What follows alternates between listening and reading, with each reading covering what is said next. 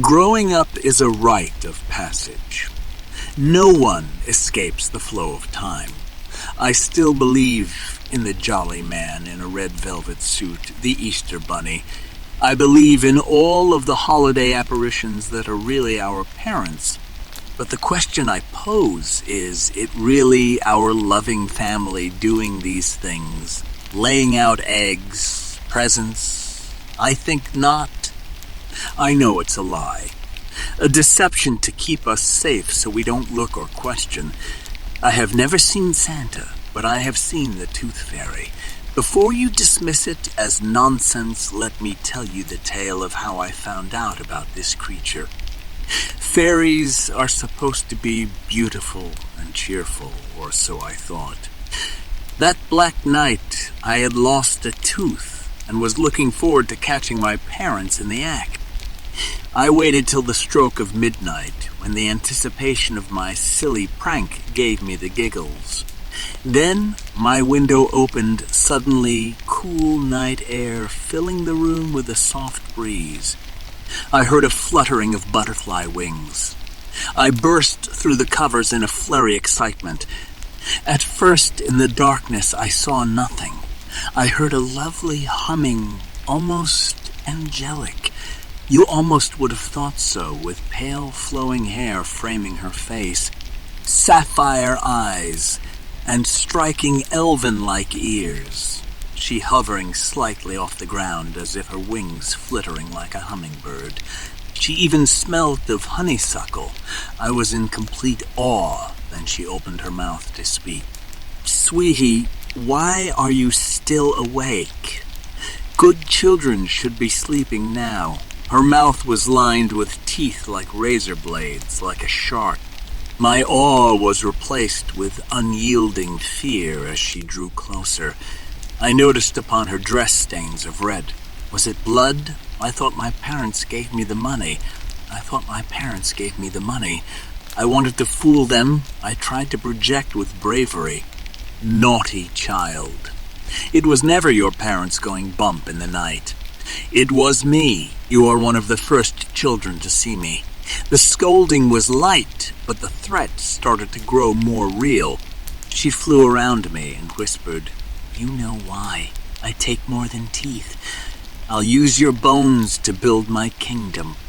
I tried to scream, and her hand slammed against my mouth, and she grabbed me by the head. The facade of a nurturing fairy destroyed. Instead, a fierce herald of doom had taken her place. Now, if you scream, I'll have to shut you up forever. If you are nice, I'll consider this a warning. I was trying to suppress a scream, knowing she would make good on this threat. Tears ran down my cheeks as I nearly peed myself with my mind going numb in terror. Slowly, she released me from her strong grasp. I noticed her nails. They were like long talons almost, perfect for slicing or ripping. They were covered in garnet, and I swear I felt like I was going to faint. "Now, sweetie, be good. Don't mention this to anyone. If I lose my good reputation, you will lose your head, okay? It's only fair." She leaned down to give me a $1 coin and a rough head pat. The intimidation was so real. She left as swiftly as she arrived. When I felt confident she left, I collapsed in my pillow, letting the scream finally escape my throat. I only hope she forgot her promise, but I couldn't stay silent. Perhaps as an adult I have outfoxed her. No child should encounter that monster, so please stay asleep when she visits. Don't ever open your eyes. She will murder you in cold blood and take your bones. I honestly think she doesn't care about teeth. I think she just wants the bones. How the fuck did I get here? Gambling.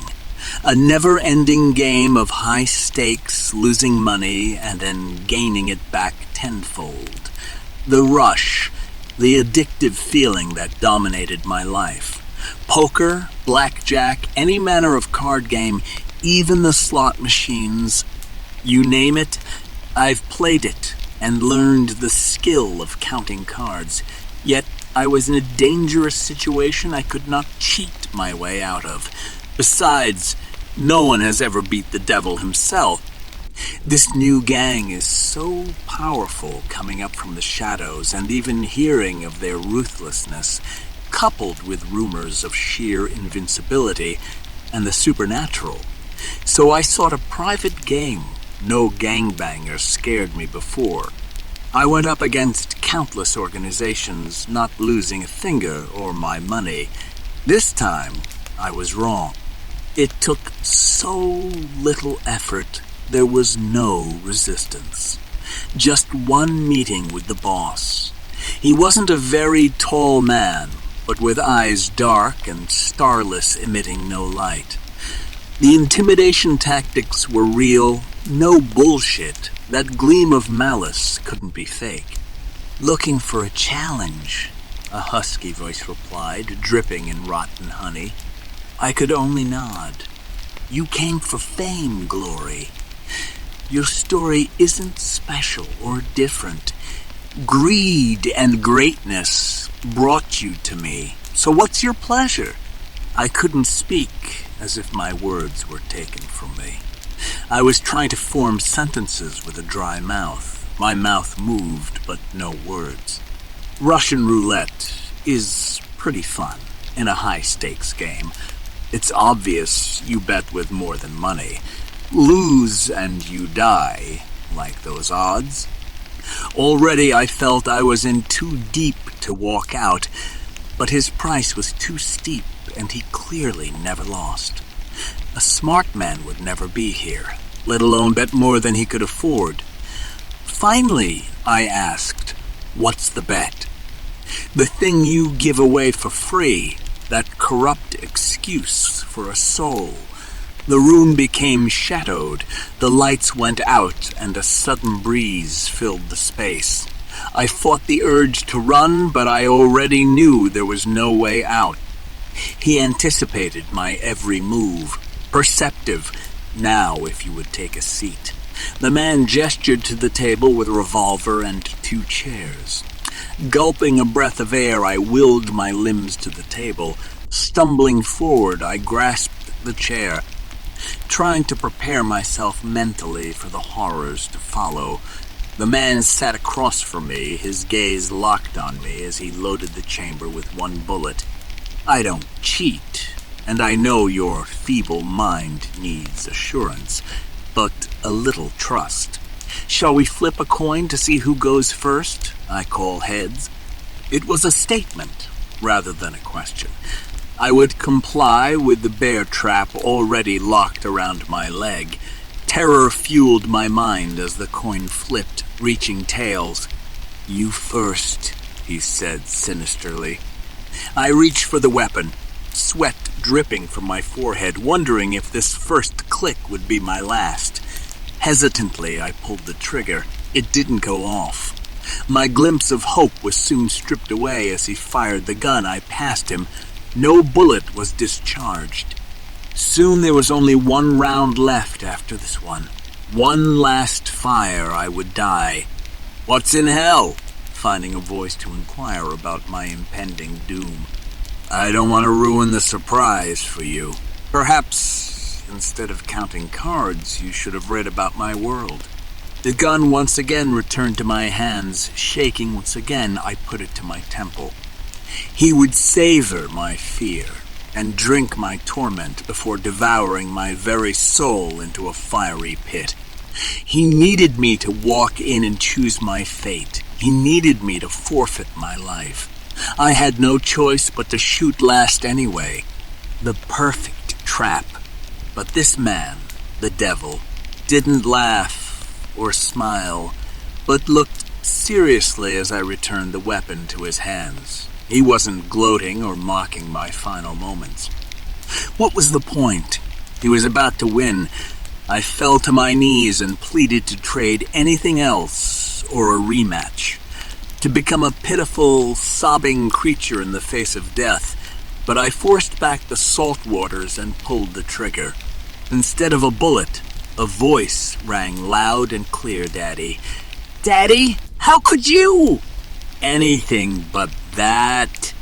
You see, Charles, I don't have to wager your soul to win because it's already my property. Hands flew to my ears to cover the sound of screaming, of chainsaws ripping through flesh. I heard feet dragging on the floor. You end up alone because you can't pay your debts, but you wouldn't face the consequences. So what did you give up? Don't say it! Don't fucking say it! I exclaim in a burst of guilt and rage. You threw your family to the wolves instead of yourself. Your wife cut to ribbons at the hands of a chainsaw and left for dead. That's before witnessing the death of your son. Don't think they didn't suffer greatly, because you know they did. So you can keep your wretched soul. You're already mine.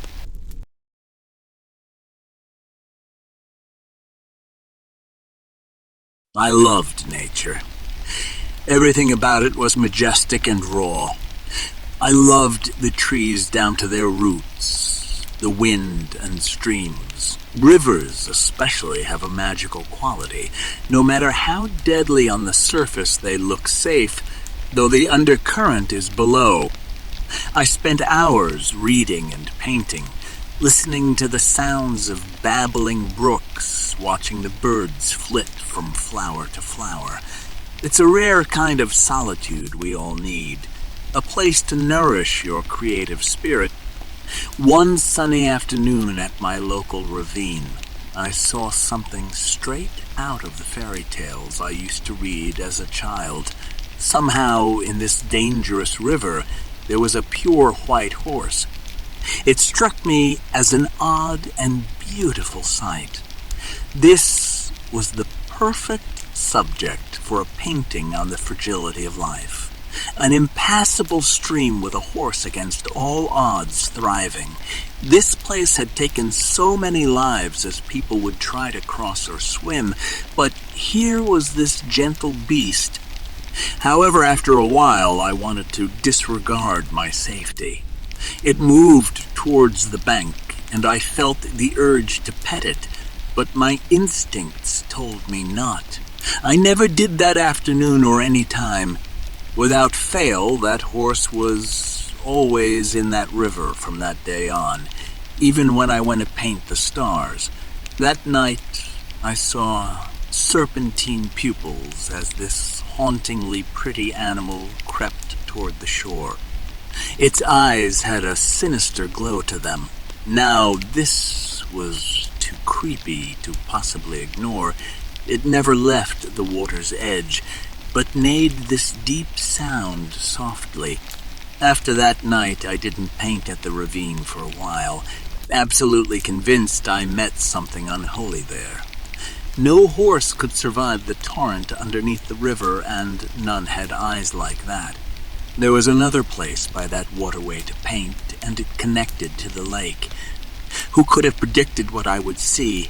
I never believed superstitions, but now I take them for facts. This was a warning, a costly warning. As I went to paint, I noticed a woman was at the rocky edge of the lake petting that animal. However, it had only grown more enchanting, sprouting cattails for a mane and tail. This isn't possible. Horses like this don't exist. You're so pretty, she cooed as she petted that thing. I begged her not to take the invitation and pleaded with her not to be swayed. The stream and its waters were unforgiving. She was unnerved by my testimony as the creature lowered itself so she could climb on. Don't do this. This isn't natural. Water horses aren't real. This thing can't be real. I didn't know what this horse was, or was capable of. Those eyes seemed triumphant and evil. It seemed to sneer as she climbed atop it. That very second, its teeth turned to bloody fangs as it neighed. It rose on its hind legs as its rider panicked. She wouldn't be able to dismount the creature. She tried with all her might, but it was as if her skin was glued to fiend. With uncharted speed, it ran into the lock, dooming the woman. She was screaming for my help as she disappeared beneath the water. There was nothing I could do as it devoured her. The water turned red and her entrails began to float towards the shore like seaweed.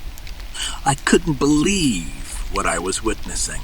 The horse rose from the water with a human leg in its jaws. Her leg.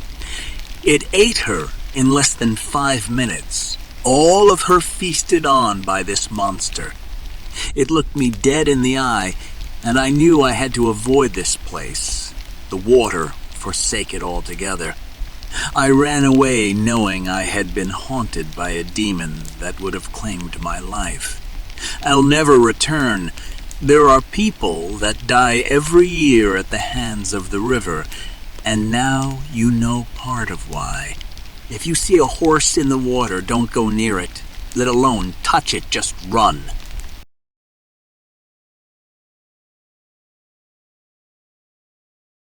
Angels were supposed to be beautiful, full of mercy and justice, the protectors of humanity. But I see them for what they really are. Mine torments me daily, tells me to end it all, that I'm unworthy, mocks my existence for sadist fun. Never was a person of faith, but I thought I saw an angel in a church once. I dismissed it, though, as a fairy tale. I was forced to go to church by my parents. Through faith in something grew at a church garage sale when I saw a weeping angel statue. The seller was only too happy to part with it, and I was compelled to buy this monstrosity that haunts me continuously. It speaks to me secrets only the dead would know. Rips open old wounds of my best friend dying of cancer that killed her. It ravages my mind with the images of my childhood.